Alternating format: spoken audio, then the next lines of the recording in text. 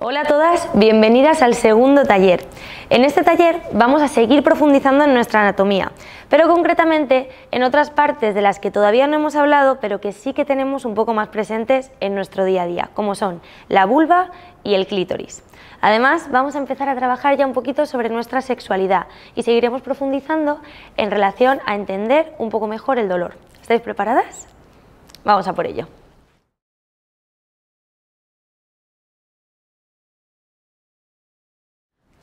Antes de empezar, vamos a corregir los deberes que mandamos en el taller anterior.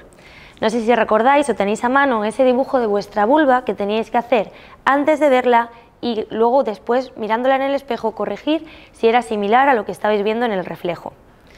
La realidad es que muchas veces, como hemos hablado anteriormente, no tenemos una gran conciencia de cómo son nuestros genitales, a pesar de que forman parte de nosotras toda nuestra vida. Pero no nos han educado en muchas ocasiones para conocerlos, explorarlos y verlos como son, que es una parte muy importante de nuestro cuerpo. Dentro de vuestro dibujo, espero que hayáis reconocido las partes más importantes de nuestra vulva.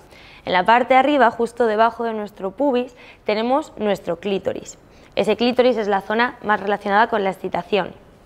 Justo debajo podemos encontrar la uretra, que está ya dentro de esos labios menores, que son los labios más cercanos al espacio de nuestra vagina, que van a ser envueltos de nuevo por los labios mayores. Y justo abajo de la vagina tenemos el ano. ¿Habéis reconocido todas esas partes en vuestro dibujo? Espero que sea así y vamos a seguir profundizando en cómo es nuestra vulva.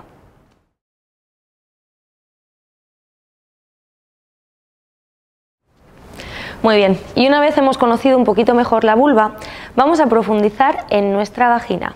La vagina es ese conducto que une nuestra vulva con nuestro útero. La vagina es una estructura elástica y deformable que podemos comparar con un calcetín.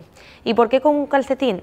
Porque siempre que la vemos dibujada en algún dibujito, en algún esquema de anatomía, nos encontramos un tubo, como un tubo rígido que está siempre abierto, pero sin duda la vagina no es así. Nuestra vagina, cuando está en reposo, se encuentra con sus paredes pegaditas, preparada si es necesario que haya la penetración de un pene, de unos dedos, de un objeto, pero de normal, si tú estás en relajación, esas paredes van a estar unidas. Al igual que un calcetín, cuando tú introduces cualquier elemento, esa vagina se adapta y se deforma a la estructura que hayas introducido dentro. Esto es muy importante tenerlo en cuenta para entender esa capacidad que tiene de adaptarse. ¿De qué está rodeada esta vagina? Pues aparte de tener sus paredes de mucosa, tiene una musculatura que la envuelve. Esta musculatura va a condicionar cuánto de deformable es nuestra vagina. Es decir, si yo tengo un calcetín que está hecho de una tela de neopreno que es muy rígida, muy dura, porque esta musculatura tiene un tono muy alto, cuando yo quiera meter el pie es muy probable que me cueste mucho más deformarlo y entrar porque la estructura que rodea la vagina es mucho más rígida. Sin embargo, si yo tengo un tejido más blandito, más amable, más relajado, a la hora de deformarse va a ser mucho más sencillo. Por eso el tono que tenga la musculatura que envuelve nuestra vagina, que es la dureza que tiene esta musculatura, va a ser muy determinante a la hora de poder, por ejemplo, exponerte a una penetración. Si yo tengo la musculatura muy tensa y hay mucha tensión en la zona de mi suelo pélvico, cuando necesite que la vagina se deforme para que se produzca la penetración, me va a costar mucho más y es probable que esta sensación se asocie con dolor. Por eso es importante aprender a relajar toda la musculatura de nuestra vagina. Aparte de esto, es importante saber que la vagina tiene muy poquitas terminaciones nerviosas. A pesar de que se relaciona mucho con el tema del sexo y la excitación, parece que la penetración es una parte muy importante, pero a la hora de la verdad son muy poquitos los nervios que se encargan de tener en cuenta qué está pasando en nuestra vagina. ¿Qué quiere decir esto? Que no dependemos tanto de ella a la hora de tener relaciones sexuales para experimentar la excitación. La mayoría de las terminaciones van a encontrarse en el clítoris, del que hablaremos más adelante.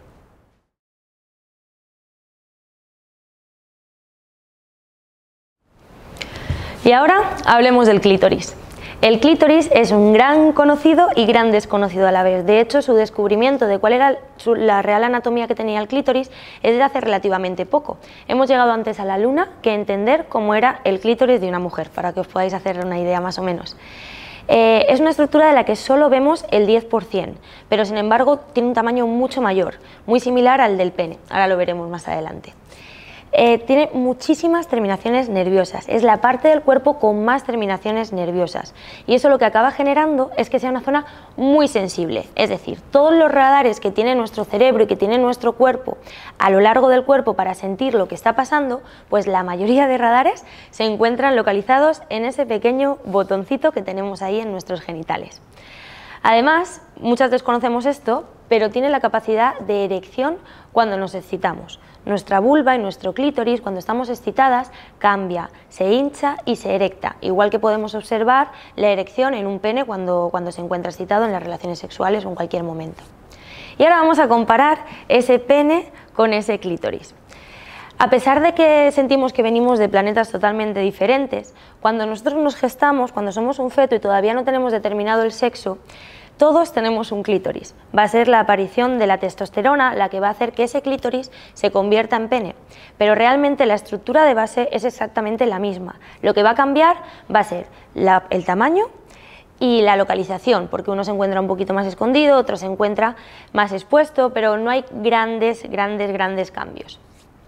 Otra cosa que sí que es importante en relación a las diferencias que podemos encontrar entre el clítoris y el pene es todo esto de las terminaciones nerviosas que hemos hablado anteriormente. El clítoris es prácticamente el doble de sensible en relación al pene, por lo que es una estructura mucho más sensible que la de los hombres. Sin embargo, en el resto de cosas ya os digo que no cambia demasiado. Ambos tienen la capacidad de cambiar de tamaño cuando están excitados. Ambos tienen la capacidad de erectar. Por lo que es importante tener en cuenta que estas estructuras no son tan distintas. Los dos están constituidos por las mismas bases. Tenemos los cuerpos cavernosos, los bulbos, el capuchón. Hay que aceptar un poquito nuestros genitales, entenderlos y verlos desde un punto de vista un poquito más global. Espero que hayáis entendido un poco mejor el clítoris a partir de ahora y que nos hagamos poco a poco amigas de él. Seguimos.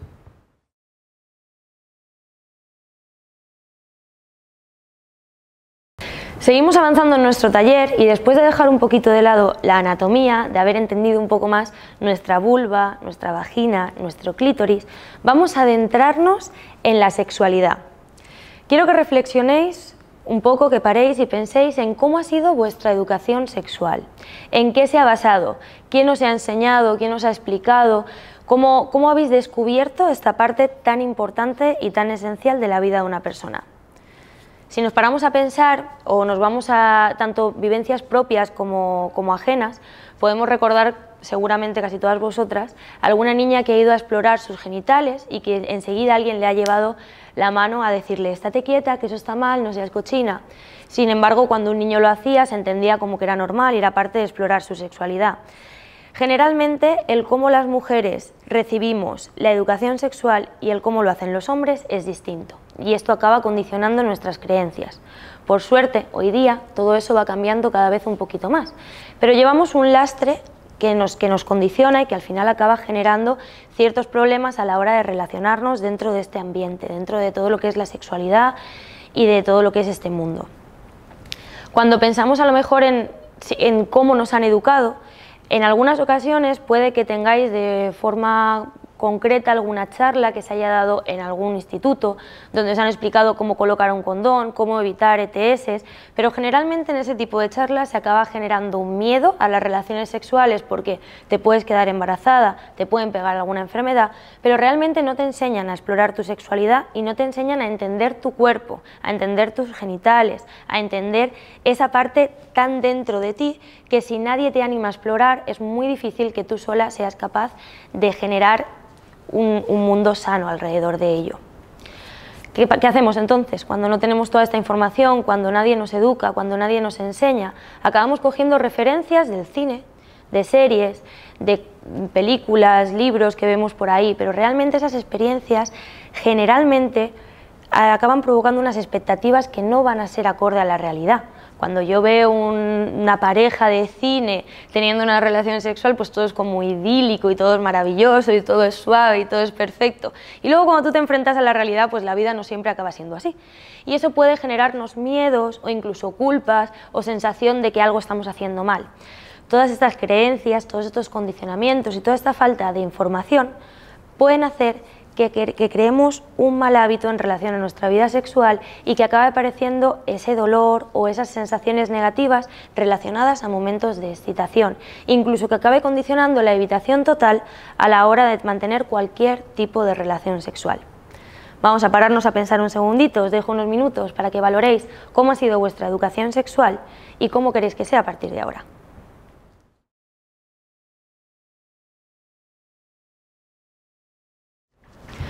Muy bien, una vez hemos planteado cómo ha sido nuestra educación sexual, vamos a intentar a través de este taller construir una educación sexual más adaptada a nuestras necesidades desde ahora. Para ello, lo primero es valorar qué es la sexualidad. La sexualidad es un aspecto que nos acompaña adaptándose a cada una de nuestras necesidades a lo largo de nuestra vida, desde la niñez hasta la vejez. Está condicionada por muchos aspectos, va a estar condicionada por aspectos biológicos, psicológicos, culturales, valores, creencias, las familias donde nos hayamos creado. Son muchas las cosas que van a alterar en la percepción que tenemos nosotras de nuestra sexualidad. Y la sexualidad en sí engloba todo, engloba el sexo, engloba el placer, engloba la reproducción sexual, engloba el erotismo. Todo está dentro de este mismo cajón. Es muy importante tener en cuenta la variedad que nos va a exponer la sexualidad según cada persona. Es algo muy personal, va a cambiar en cada uno porque no todos nos hemos relacionado de la misma manera, no todos hemos estado expuestos a las mismas restricciones ni a los mismos valores. De esta manera podemos entender perfectamente que si yo he crecido dentro de una cultura un poquito más restrictiva, es más fácil que mi sexualidad tenga un carácter muy diferente a si yo he vivido en una cultura más abierta, en la que había más comunicación o en la que había un mundo un poquito más extenso dentro de lo que sería la sexualidad o la comunicación dentro de este ámbito. Ahora, lo importante no es estar en un grupo o en otro grupo, lo importante es determinar dónde me encuentro yo, cómo es la sexualidad para mí y a partir de aquí adaptarla a lo que quiero que sea para poder disfrutar de ella como un aspecto fundamental dentro de mi vida. Pararos un segundito, coger una libreta y apuntar qué es la sexualidad para ti y qué te gustaría que fuese.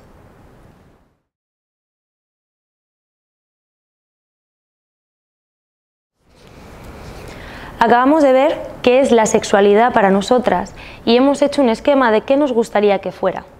Ahora bien, ¿cómo podemos conseguir alcanzar ese ideal de sexualidad que acabamos de plasmar en el papel? Para ello, lo más importante es entender que la sexualidad se debe adaptar a cada momento de la vida en el que nos encontremos. Y ya no solo tener claro que cuando yo, por ejemplo, estoy en la niñez, no voy a tener la misma sexualidad que en una edad adulta o en la vejez. Simplemente a lo largo de tu mes puede cambiar tu sexualidad. Puede ser que tú en este momento te encuentres un poquito más agobiada, te encuentres un poquito estresada, tensa y dirijas tu sexualidad a algo más suave, más desde el cariño, más desde el amor, porque es lo que tu cuerpo te está pidiendo. Y que en otro momento de tu vida que te encuentres eufórica y que te encuentres llena, te encuentres feliz, te apetezca vivir la sexualidad de otra forma, a lo mejor un poco más salvaje. Todo está bien, lo que tienes que entender es que tu cuerpo puede cambiar, tus necesidades pueden cambiar y tú tienes que tener esa capacidad de adaptarte a lo que realmente te hace falta en cada momento, sin forzarte, sin juzgarte, sin obligarte a nada porque se suponga que es lo que tiene que ser. Otra cosa súper importante es crear un entorno seguro. La sexualidad, aparte de disfrutarla, hay que hablarla, hay que entenderla y para ello tenemos que estar tranquilos de que no somos juzgadas, de que nos encontramos en un ambiente amable, de que no estamos obligadas a hacer nada que no queramos hacer o condicionadas por decir algo que no deberíamos haber dicho. Un ambiente seguro nos va a facilitar el encontrarnos libres y el saber que en cada momento podemos hacer lo que realmente queramos hacer y necesitamos. Si estamos coaccionadas, obligadas o estamos bajo mucha presión porque se supone que tenemos que cumplir ciertos cánones, es muy probable que no seamos capaces de disfrutar de la sexualidad como nos merecemos, porque al final estamos enfocándola en las necesidades de otra persona o en lo que se supone que otra persona o otro grupo quiere de mí. Sin embargo, la sexualidad es algo muy personal y muy íntimo que tiene que nacer de tus propias necesidades. Además de todo esto, hay que contemplar todas las posibilidades sin juzgar y sin juzgarte. No está bien que cuando alguien te comente un deseo sexual que pueda tener o una situación que a ella le pueda parecer excitante, a ti te parezca mal o juzgues o tengas un comportamiento negativo hacia lo que te están diciendo, porque de esta manera estás coaccionando a esa persona. Lo mismo tienes que hacer contigo y lo mismo tiene que hacer tu entorno contigo. Si a tu amiga, por ejemplo, le excita que le den masajes en el brazo y tú no entiendes que eso la pueda excitar, no tienes que juzgarla ni tienes que verte obligada a que a ti te excite lo mismo. Tienes que entenderla, aceptarla, entenderte, aceptarte y llevar tu sexualidad de la forma en la que a ti te venga bien. En este camino que estamos haciendo para construir nuestra sexualidad ya hemos visto ligeramente las bases que tenemos que tener en cuenta y ahora lo que quiero preguntaros es ¿dónde creéis que está la sexualidad? La sexualidad, si tuviéramos que localizarla en algún sitio, se encontraría en nuestro cuerpo y por eso os voy a mandar un ejercicio muy especial que quiero que tengáis preparado para el siguiente taller. Para este ejercicio tenéis dos opciones. Una, coger un folio en blanco y dibujar la silueta de un cuerpo por delante y por detrás, o ir a la descripción del vídeo donde vais a encontrar un PDF con estos cuerpos ya dibujados. Descargaros el PDF o poner enfrente vuestro dibujo y lo que quiero es que elijáis 4 colores. Cada uno de estos colores va a representar una cosa. El primer color va a representar las zonas que os guste, que os toquen. El segundo color va a representar las zonas que ni fu ni fa, no os importan, os da igual, no os supone nada. El tercer color vais a dibujar las zonas en las que no os gusta demasiado que os toquen. Y por último, el último color va a ser aquellas zonas en las que está totalmente prohibido el contacto por otra persona. Cuando tengáis el dibujo, guardadlo y me lo traéis al siguiente taller. Espero que os haya servido y os haya gustado. Nos vemos en el siguiente vídeo.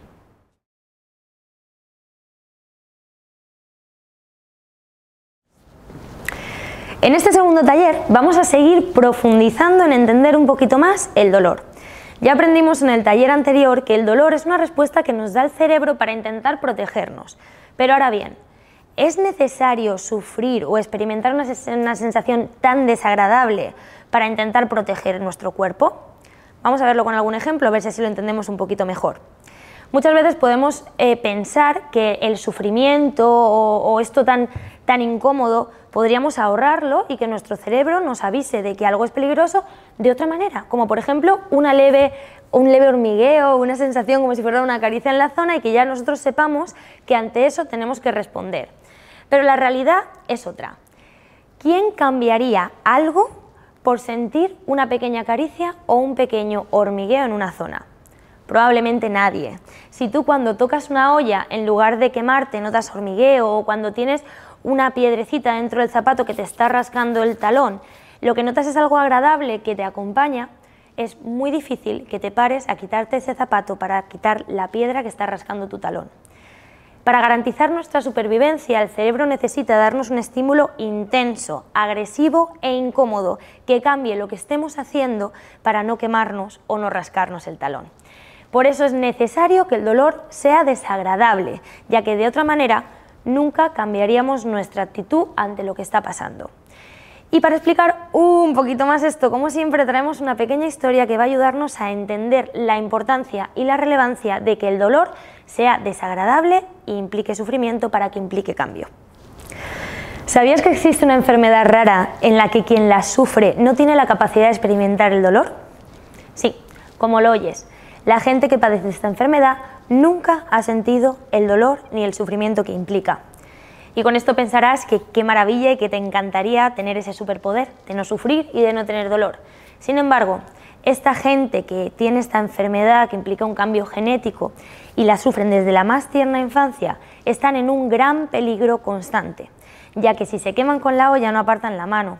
Si se muerden, no dejan de hacerlo. Si tienen una infección, no le prestan atención a la zona porque no son conscientes de que algo malo está pasando. Y eso, para nuestra supervivencia, supone un gran riesgo, ya que no dejamos de hacer esas cosas que nos están dañando nuestro cuerpo y nuestros tejidos. Y esta gente tiene grandes problemas para no tener lesiones que impliquen que no vayan a más, ¿vale? Por lo que es muy importante darle el valor que tiene a nuestro dolor. Y no es necesario irse tan lejos, o sea, no hace falta pensar en una enfermedad rara que implica un cambio genético que hace que no sintamos el dolor, sino nos podemos ir a gente que tiene una lesión medular y que a lo mejor no tiene sensibilidad en las piernas. Para esto os voy a contar una historia personal que me pasó este mismo año 2020, hace poquito. Me fui de viaje con un grupo de voluntarios a Zimbabue. En este viaje el objetivo era ayudar a la gente que estaba en una pequeña población de que se llama Cataratas Victoria a construir y hacer una serie de comedores sociales, una serie de eventos. Dentro del grupo maravilloso de gente había una chica estupenda que iba en silla de ruedas y que tenía una lesión medular. Esto no le implicó ningún problema a lo largo de todo el proceso, de hecho pudo ayudar como la que más. Sin embargo, sí que supuso una diferencia grande en relación al resto de participantes en el viaje. Un día al principio del viaje fuimos a la piscina que teníamos en el hotel y estas piscinas no estaban adoquinadas como las que tenemos aquí en España, sino que estaba hecha con cemento, por lo que el suelo y las paredes eran rugosas y rascaban. Después de un día grande de trabajo, estuvimos pegándonos un baño, ella se metió en el agua y se quedó apoyada en el bordillo mientras disfrutaba de la temperatura y de una charla. Como no podía moverse especialmente y no tenía sensibilidad en la pierna, simplemente se quedó apoyada y el agua la iba meciendo hacia un lado y hacia otro. Cuando quiso salir del agua, se dio cuenta que sus rodillas estaban todas rascadas por la pared de cemento de la piscina. Eso implicó unas grandes heridas en las rodillas, que acabó en infección y en varios problemas que fueron acompañándola durante todo el viaje y que hasta varios meses después no se resolvieron completamente. Se unió el agua de la piscina, el roce, la falta de sensibilidad, la falta de higiene y que no tenemos las mismas condiciones sanitarias en África que las que podemos tener en España, para que al final ella tuviera un problema muy grande. ¿Qué hubiera pasado si en vez de ella hubiese sido yo o cualquier otra persona que sí que tenga sensibilidad en las piernas la que hubiera estado apoyada en la piscina? Pues que en el primer momento en el que el agua mueve tus piernas y te raspas las rodillas, te separas, reaccionas y cambias porque no quieres sufrir ese dolor. Si tú no tienes sensibilidad, tú no te proteges y acabas con una herida que implica infección y que implica un problema mucho más grande que arrastras durante meses. Aquí viene la importancia del dolor y la importancia de que nuestro cerebro nos proteja. ¿Ha cambiado tu idea sobre el dolor ahora? Yo tengo que decir que estas pequeñas historias me ayudan a tenerle hasta cariño, pero es importante saber que el dolor es muy útil siempre y cuando tengamos un cerebro educado, un cerebro que sepa leer las señales, contextualizar el entorno y protegernos en el caso en el que lo necesitamos. Si tenemos un cerebro que sobreprotege y que nos intenta hacer evitar situaciones que realmente no son peligrosas, nos podemos encontrar ante un problema. Pero un cerebro bien educado y que protege cuando toca es súper útil y va a permitir que no tengas una herida gigante en tus rodillas y que no sufras una infección en África. Pero ahora bien, la pregunta es, ¿cómo consigo yo tener un cerebro educado? Y aquí vamos a seguir con los siguientes talleres.